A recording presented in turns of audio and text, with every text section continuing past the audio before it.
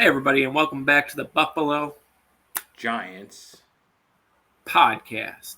Today we have an emergency episode. So basically, some things happened today in the Bills organization, as you know, Brian. But today the Bills fired. Well, yesterday technically, the Bills fired Sean McDermott. First things first, I want to say thank you to Coach for 9 unbelievable seasons, 5 division titles, 8 playoff berths, 2 division title games, ending a 17-year playoff drought. And honestly, man, he gave us hope for the first time in my life as a Bills fan that we could be a Super Bowl winner, achieve a larger amount of success compared to where we were for the last 17 years prior. Um, I will personally miss him. He was a great coach. In my opinion, it should have been Brandon Beane that got fired, or both of them. You can't have one without the other. At this point, they've been linked together for multiple years before being in Buffalo, both being in Carolina. But, McDermott has been with the Bills since 2017. He was obviously a part of the brain trust that drafted Josh Allen. He posted a 98-50 record uh, while being 8-8 in the postseason. Obviously, he was moved on from because of the playoff not being successful. But like I said, in my opinion, it should have been Brandon Beane for multiple reasons. Doing nothing this offseason to help the wide receiver room.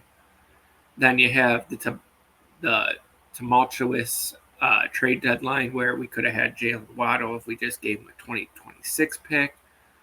Uh, Losing out on Jacoby Myers and Rashid Shaheed.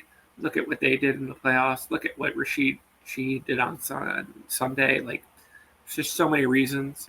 But then the icing on top of the cake for all of this is that not only does Brandon Beane stay, but they promoted him to president of football operations on top of being the GM. It's just like, whoa, what are we doing here? And then I'm going to let you cut in here, and then I have one other part that I'm going to add, and then we'll get into the future part of the video. Yeah. So first things first. I'm gonna keep it to McDermott for this segment, and then hopefully when you talk some more, I can expand the questions out a little bit. Um, but I'm really happy to hear that you really just have nothing but respect for McDermott and his tenure on his accomplishments with that franchise. You very well mentioned the fact that the franchise itself was in a very different place when he came into it versus when Yeah. he's leaving it, and that certainly deserves a lot of respect. In many ways, I think this parallels the John Harbaugh firing on the Ravens. I don't know what your thoughts are on that. I think both of you were kind of in the same place where you have a successful coach in the regular season, but the playoffs left things to be desired. And you're kind of at a crossroads where you need to decide whether or not you're going to continue to run it back with that same structure or whether something needs to change. I'm just interested, given the fact that we've seen the Ravens do the same thing a couple weeks previous, given the fact that they didn't make the playoffs. Do you think this is in a similar vein? And do you think the Bills and or Ravens are better positioned by making these moves? I think the Ravens will be in a better position because just it's been the same story for since they won the Super Bowl, even before Lamar got there. Make playoffs, losing playoffs in horrifying fashion, and or to the point of just absolute embarrassment. I think for the Bills side of things, I think we're going to be in a worse position unless we get a young mind. But I think we're going to be in mediocrity either way with who our GM is. If you look into it, Brandon Beane wasn't here for McDermott's first draft, and he got Matt Milano, Deion Dawkins, Tre'Davious White, all in the same draft. And a lot of those players were late picks. Only Tre'Davious White was an early pick. Yeah, I mean, obviously Trey White isn't what he used to be, but when he was picked, it was by Sean. Doug Whaley was fired the day after the draft. Sean McDermott handled that whole draft. He drafted more All-Pro players than Brandon Beane has in his entire tenure.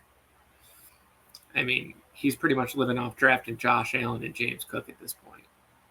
I mean, we haven't drafted a wide receiver capable of anything since Bean's been here. It's just that's the way I look at it, and it being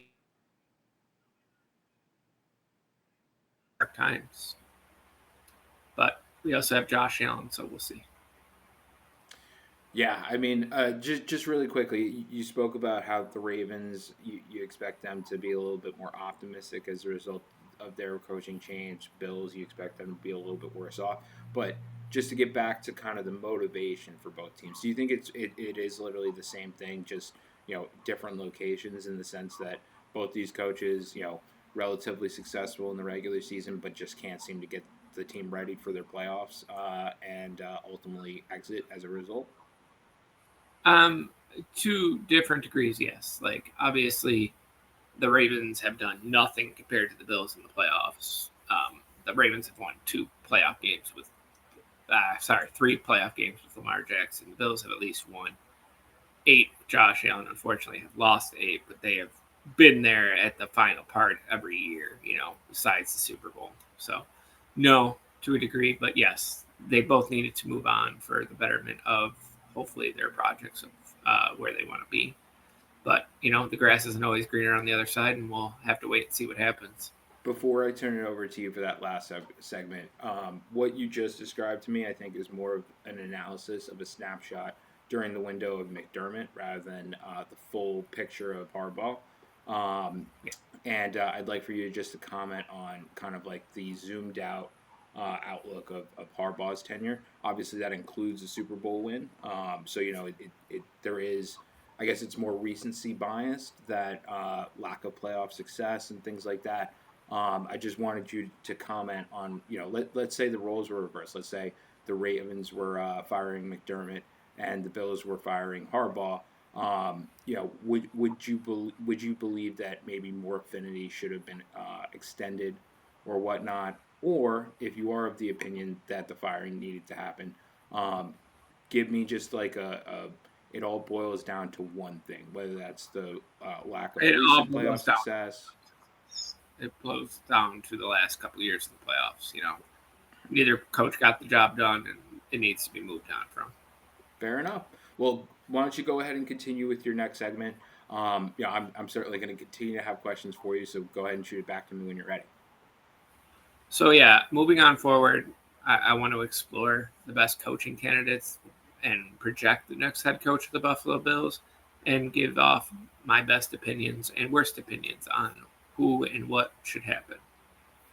So, currently, people that have been receiving a lot of interviews or interest, you got the guy that probably should hire and or the guy that we should hire afterwards if he doesn't want to leave. So Clint Kubiak's my number one guy that I want to do. He's the current offensive coordinator of the Seahawks. Look at what he's done with even we don't believe in Sam Darnold to the level that we believe in a Josh Allen. It would just be fun to see something like that. Then we have Brian Daboll, the only person that can control Josh Allen to any point of degree. I would be okay with it. He's from Buffalo. He was here for many years. We had a large amount of success with him. His legacy is the 13 seconds game, so I'm sure he would like to fix that. Then I got Mike McDaniels, already known as a sharp offensive mind, already has head coach experience. Then here's a shot in the dark for me. We got Mike LaFleur. He's the Rams offensive coordinator currently, and he's potentially a rising star from Sean McVay's coaching tree. And we also have Nate Shahelias. He's the Rams passing game coordinator. I would more want him as an offensive coordinator, but he is getting head coaching gig interviews right now. I don't think he'd get one no matter what. But he's also from his. For some reason, we're getting a lot of Davis Webb rumors. He's the Broncos passing game coordinator. He was in Buffalo before as a quarterbacks coach. I would hope we wouldn't go this far down the barrel.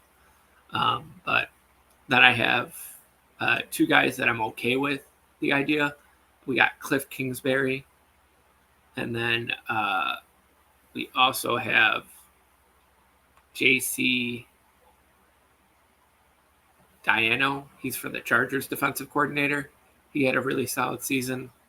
And then obviously Cliff Kingsbury is the former Atlanta Falcons offensive coordinator and Cardinals head coach. So Washington Commanders offensive coordinator and Cardinals head coach. So just to summarize what I'm hearing from that list from you, number one, McDermott was very much so a defensive coach. He's got a litany of experience coaching positions on all different types of positions on the defensive side of the ball. Has scouting experience as well. For the Eagles, was their scouting administrative coordinator from '99 to 2000. But what I'm hearing is that you almost certainly want to be going offensive head coach. Your top two were Kubiak, as well as I guess LaFleur is your number two. Even Brian. Or I'm sorry, Daboll. Yeah. So, I'm what I'm hearing from you by hearing those names is that you'd like to be more offensive focused with the hire that the Bills will eventually make. Is that correct? Yes, I don't want anything to do with Mike Tomlin. As good of a coach as he is, I don't think it'll work out. I think the game has passed him up in some ways. And then I got Davis Webb and Joe Brady as hell no terrorists. Don't want to do it. Fair enough. And for I can obviously see some of your reasonings with some of those guys. One thing I wanted to add on to that is you mentioned a litany of names there. You did mention with some of them that they do have head coaching experience. However, a bunch of them do not, and a bunch of them don't even have coordinator experience, or one of them doesn't even have coordinator experience, is a position coach currently. I'm just interested to see, are you off put by potentially someone without head coaching experience? I'm imagining the answer is no because you had Clint Kubiak 1, Daboll 2, and that's kind of speaking to this question. But I'm interested to see whether head coaching experience matters for you, given how win now the Bills seem to be. It matters to a degree, but I mean, if you really look at it, Brian Daboll's tenure was pretty much awful besides 1 year. Cliff Kingsbury, he was average at best. But the more I look back at it, and now seeing this past season and the previous season with Kyler Murray, I'm more on it was Kyler Murray's fault than it was Cliff Kingsbury's. And then Cliff Kubiak, I feel like he's just a superstar that's waiting to be plucked to become a head coach. So, to a degree, yes, but at the end of the day, I want the best options. I want the best brains to unlock this offense to a higher potential. And I think an offensive coach is going to be more willing to fight with Bean to bring in wide receivers that have talent. And, we have a good defensive coordinator. We just need to get some better defensive pieces and get rid of the old people on our team to a degree. That's all fair. I guess the last question that I have surrounding your list and everything like that is that McDermott, he came to the Bills having been a defensive coordinator for the Panthers from 2011 to 2016. Did not have head coaching experience prior. Usually, when you elevate a coordinator or lower to a head coaching position, that can be quite a dice roll in today's NFL. It doesn't work out a lot of the time. Now, you do have your Kevin O'Connells of the world. You do have your Sean McDermott's of the world who do have success. However, a lot of times that seems to not go so well. Just look at Brian Flores, for example, in Miami, who is getting head coaching buzz yet again, at this point today. I'm interested to hear just any comments that you may have. You mentioned that the head coaching experience doesn't play a big factor for you. Does McDermott, having gotten there and his success with the Bills, dictate a lot of that for you? Or are you as nervous as probably most NFL franchises would be with bringing in a head coach that doesn't have prior head coaching experience? No, because I look at McDermott, I look at McVay. When McVay got hired, we were all like, "Oh, whoa, that's crazy!" Like, whatever's going to happen is going to happen. And I mean, at the end of the day, this head coach is going to have a superstar quarterback, a superstar running back, and a superstar left tackle to start the franchise with. He's coming into a better place than most do when they're getting a new team. Same thing with the Ravens, superstar running back, superstar quarterback, superstar left tackle. Like, their biggest needs are filled on offense. The Ravens have a good defense. They just need, obviously, a better defensive coordinator. The Bills have a good defensive coordinator. They just need better players on the defense. Like, all the pieces are there and can be obtained within the draft and free agency this year. So, no, I'm not very nervous. I'm more nervous about the AFC around us than the head coach itself. Fair enough. I guess speaking to the AFC around you, the Ravens and Steelers are both looking for coaches, both probably expected to be on the fringe of the playoffs each of the next few years, I would think, given the talent on those teams. Do you have any concern about having to, jockey against those organizations to get your next head coach? I mean, the last head coach interview that I've seen the Ravens completed was Joe Brady, so no, especially if they hire him. Please get him out of my organization. Him and Lamar can go do wraparounds and end arounds and screen passes all day. It'd probably be better. And then as far as the Steelers go, I mean, I don't know, man. They're going to hire a defensive coach like they always do. You would think so, yes. I mean, and I look at it this way. I've had a defensive coach since 2017, and then previous to that, 5 years with Rex Ryan. So I'd like to try something new in year 15 of not having a defensive coordinating coach. I do want to keep this Bills focus, so I'm going to keep this next question short, and hopefully we can move on afterwards. What are your thoughts about McDermott potentially ending up in Pittsburgh? I could see that. I could also see him, pulling a petty move. Or not petty. I wouldn't say petty. But I could see him going to Baltimore. You could see him at either of these teams that you're going to be jockeying with for this eventual. Yeah, I could see him going to either of those two, or I could see him going to Arizona and being like, I'm a culture builder. I build it from the ground up. I could see him go take on that challenge. That would be quite the challenge with the teams in that division and how good they are at the moment, right? The Seahawks obviously looking good for potentially an entire decade from here on out, right? They're in a very different position than the Rams and 49ers, who are leaning on some older studs, that will probably be gone in the next 3 to 5 years. The Seahawks will probably only lose a couple of pieces, in that process. So, and everyone's relatively cheap besides Williams, I think. Yeah, even Sam's relatively cheap in all his seriousness, and he can be replaced in 3 to 4 years. Exactly. So, okay, but is there anything else that you wanted to speak about in regards to McDermott, the Bills, the firing? I obviously have some questions as well for you that I think might have led into the Bills' decision, or things that might have changed the tenor of the firing, or potentially things that if they went different in your playoff run could have changed things as well. But I'm interested to hear what you have for us first.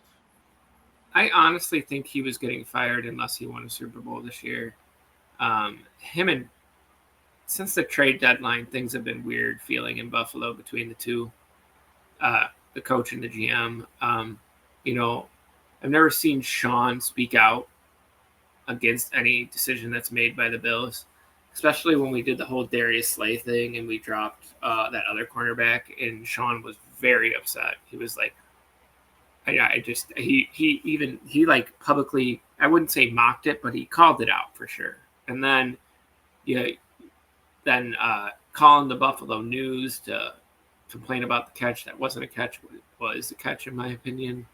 And then just rewinding back to when Bean was on the radio with our local radio stations in Buffalo, telling the fans that they don't know anything and stuff like that. It's been a messy year to a degree.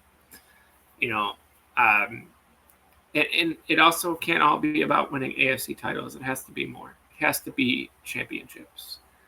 And I still think it's a joke that we promoted a guy that caused a lot of the problems. But yeah, I think Sean's going to go on to great success. And honestly, I hope he wins the Super Bowl outside of Buffalo. No one deserves it more than him. I would argue Josh Allen maybe. Well, I meant that was leaving the Bills. Yeah, obviously Josh Allen deserves it the most. Fair enough. Well, let's go back really quick to the whole Brandon Beane conversation, everything like that. You mentioned you're not as concerned about the hire for the next head coach, but what I am hearing from you is that you're worried about Brandon Beane's influence pervading through the organization even more than it already has during McDermott's tenure. Do you view that as an almost poisoning of the well? And until you're rid of that influence, that you're going to continue to suffer from the things that have gotten you to this point? Yeah. So for one, I always thought that Sean was the golden boy out of the two. I thought Bean would go before him, and now the whole idea has been flipped on its head. Sean was here first. Sean already ran a draft. I thought Sean had a high input on what was happening in the last couple of years, and now it's all coming out of the woodwork that it's been the opposite way. Even with the middle of Sean McDermott saying to his agent, "Yeah, I really haven't had much of a voice when it comes to drafting the last couple of years. It's all been Brandon." Like, it's very eye opening. It's like, well, the things I blamed you for, I can't even blame you for anymore, Sean. It's not your fault there. No, it's not your fault that we brought back Balin Spector for a 15th time. Oh, we have to start this guy because this is who Brandon picked up to cover Travis Kelce in the AFC title game. Like, it's crazy. I would have been even better with this is if we fired Sean McDermott from being the head coach and promoted him to the job that Brandon Beane got. Give him the president of football operations. Him and Beane just work together. Bring in a new coach to try to get over the hump. Both the guys stay here, and they get to hopefully enjoy the fruits of their labor down the line. But it's crazy to me. I still rather have fired Beane or both. Yeah, I mean, just going into your stuff on Bean, you mentioned the wide receivers, the lack thereof of getting that. Now that we know that McDermott was kind of in this position with the organization and with Bean, where the organization ultimately makes their decision, do you think that reluctance to provide receiving options at the trade deadline was kind of because they felt that they had done everything for McDermott that they were prepared to do, and they just simply weren't willing to do more? And it was very much a Super Bowl or bust season with the roster that you've got, despite the lack of receiving talent that had been put in front of McDermott and Josh Allen? Yeah, it was Super Bowl or bust, 100%. He was the writing's been on the wall since the trade deadline and the Darius Slay situation the following week. Well, I guess the extension of that question is that most times when a coach is in that position, the GM is unreluctant to do things like sign players on expiring contracts or trade for players on expiring contracts. Very much what Jacoby Myers was in terms of the situation. If you recall, he was on an expiring contract, re-signed the moment that he got traded basically to the Jaguars. So I'm interested to see if you have any additional color to that, because again, while it may have sort of been agreed upon by all parties, maybe even unbeknownst to McDermott, that this was kind of the final ride and either it was going to work or it wasn't. A lot of teams, when they're that close, aren't afraid to put some resources out there. Like trading. If it was simply a matter of just trading the 26 pick or something like that, especially if McDermott's not going to be there, why would you not give him that opportunity, right? Give him the best option, but you also have to remember we were pretty much up to the salary wall at the trade deadline. We could only do minuscule trades. Like, we could take on Waddle because his money was only like under $1 million for the rest of the season to retain him, and then it didn't matter because we would be of cap held to a degree. With a lot of restructures, we could get down to about $80 million that we could spend. So everything would have been fine. But it is very embarrassing that they wouldn't even do that. And we deserved better as a fan base, as a team, and as an organization. I think they were just done with doing anything this season, just other than picking up waiver wire players. They picked up so many players in the offseason, but they all did nothing or were hurt. Obviously, I can't blame the players that got significant injuries on that. But you look at bringing in James Palmer and Curtis Samuel the last 2 years, I think they could combine for under 500 yards put together and 30 receptions. Fair enough. I mean, you just spoke about how the fans, the organization, the players, they all deserve better than that. I just want to go in one more time on this. For me, after the playoff picture shapes up, after we get the benefit of hindsight, seeing how some of these matchups have played out, I think in many ways you could argue that this is the easiest path to the Super Bowl that the Bills have had in the Josh Allen era. And for me, as an innocent bystander, it looks like this is the least effort the Bills organization has put into a potential playoff run. And I'm just interested to hear your thoughts about the dichotomy of that. How when it's more attainable and in front of you, they seem to slink back in terms of what they're willing to commit. I understand that you're against, in some ways, a salary cap kind of like threshold. But again, you mentioned that there were ways around that. Guys still available that would have provided significant value to you, despite you being in that structure. It's just that the list of names obviously is reduced significantly. But the amount of talent, we're talking about guys like Jacoby Myers, Jalen Waddle. Those are guys that could, I think, for me at least, if I say one of those guys on your team starting, I definitely don't think you lose to the Broncos in that game. And I certainly think your favorites against the Patriots in the AFC Championship game, right? Arguably, potentially favorites in the Super Bowl if you were to get there as well, depending on what happens with that Rams-Seahawks game, right? Like, if Sam Darnold aggravates that oblique injury and they end up winning the game, I could definitely see a world where the Bills are the favorite in the Super Bowl, right? So, I'm just interested to hear if not only are you losing kind of like a guy that is, put your organization and franchise forward and leave you in a much better place, but it also seems like you kind of let go of the rope when the time finally came for you guys to maybe realize a lot of what you had been building towards and getting, gate kept by the Chiefs these last couple of years. Yeah. Honestly, like I said, the guy, he made the culture here. He improved us from a joke of franchise to a place where people actually want to come and play.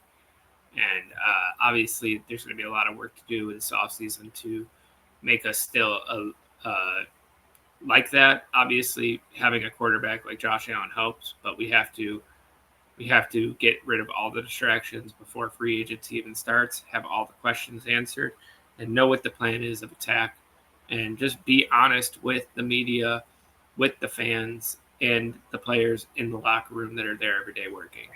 Obviously, we won't get it to a degree as they will, but as long as we can at least feel good, at the end of the day, we'll be all right, in my opinion.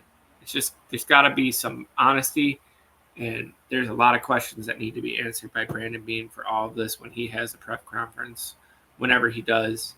And if he really doesn't have one till we hire a new coach, that's an absolute joke. He needs to be held accountable for his actions as well. Because, like I said, you just fired the guy that made all the slogans and really made all the hope possible. Trust the process, humble and hungry.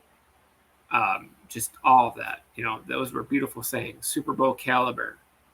Although I'm really sick of hearing that one. That one I was sick of. But yeah,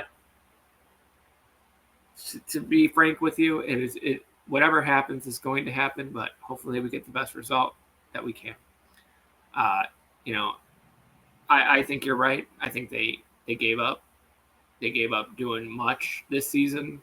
Not not to not make the playoffs or stuff like that, but I think they had given up everything asset wise they were willing to move during this season for this run. I don't think whether I think anyone could have made the playoffs. I think the Jets, like I'm using this as an example, the bottom 6 teams in the league this year, if they made the playoffs, I don't think they would have done anything different.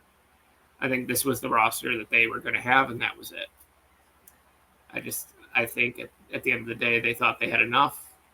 The only person that didn't think they had enough, and this came out about 4 hours ago, was Sean McDermott said, I don't think we have enough here to win the Super Bowl. We need to make some moves. And that was another X factor in his reason he was firing. Terry Pegula didn't like that answer, but he was quite honestly being realistic. But yeah.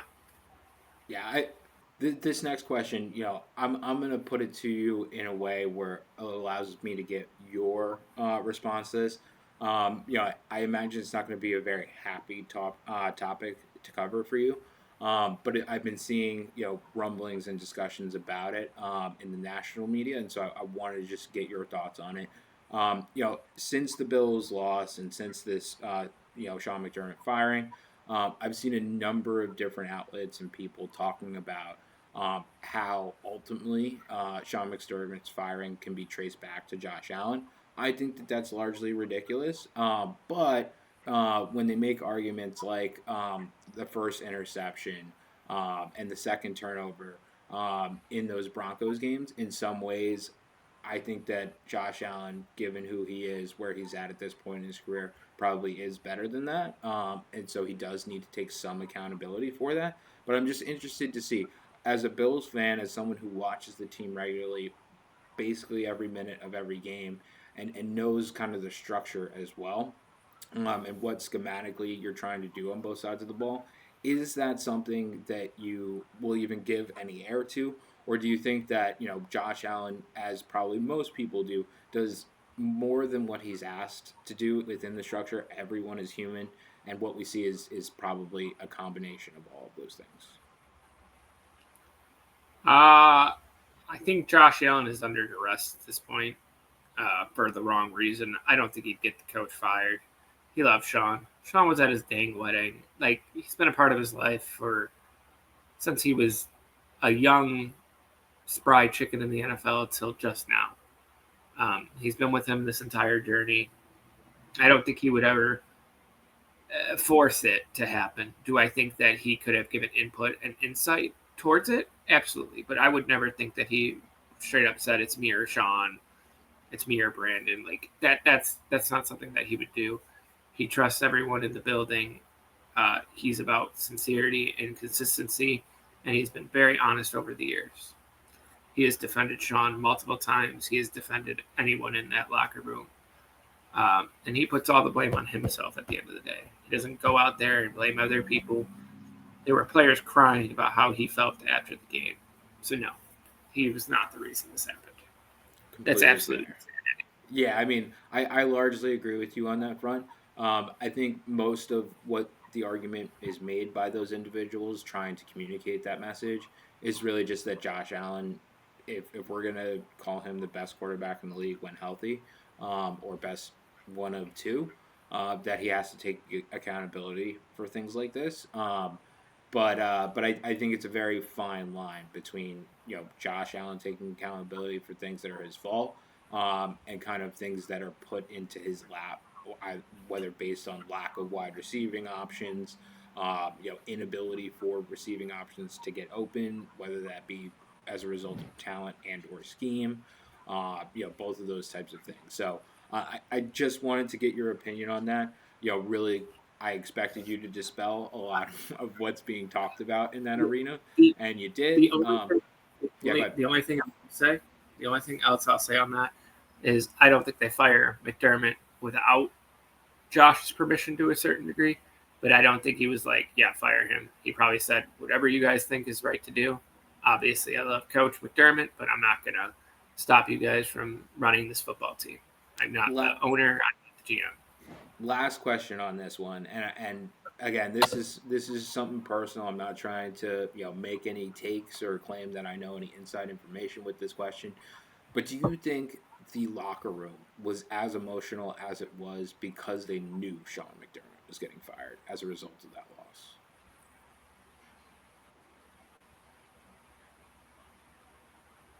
I don't think so. I think it was really just them being like, man, we blew this golden opportunity. We were right there. We had the lead, lost it in overtime again. Can't win an overtime game to save our lives. And I think they're just emotionally drained.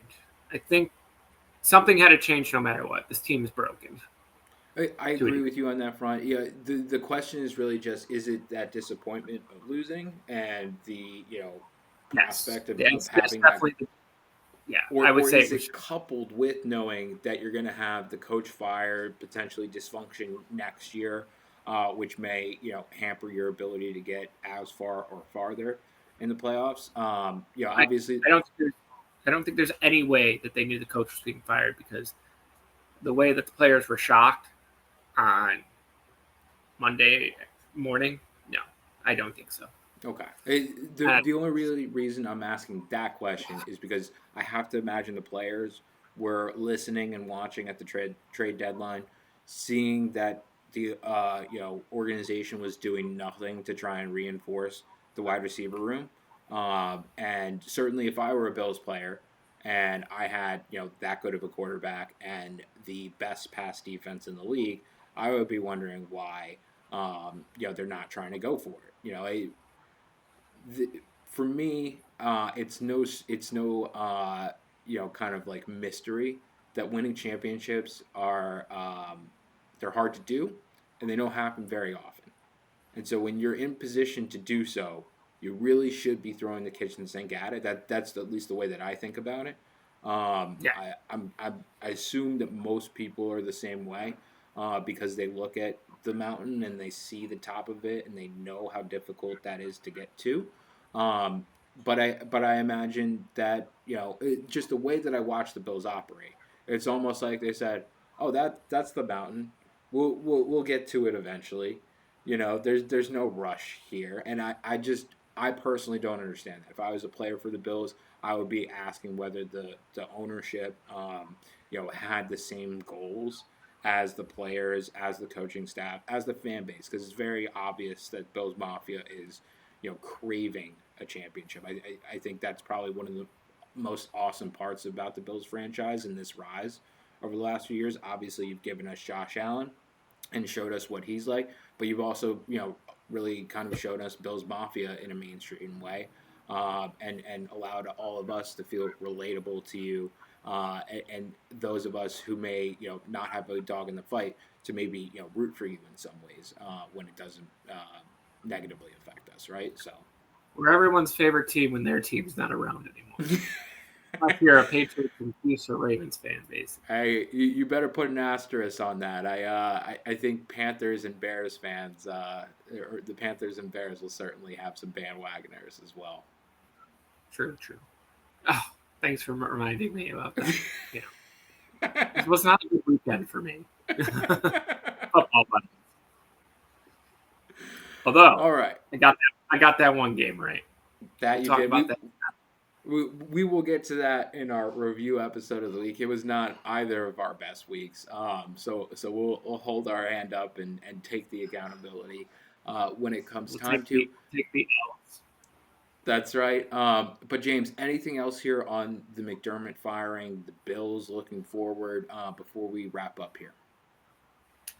Just once again, thank you, Sean McDermott.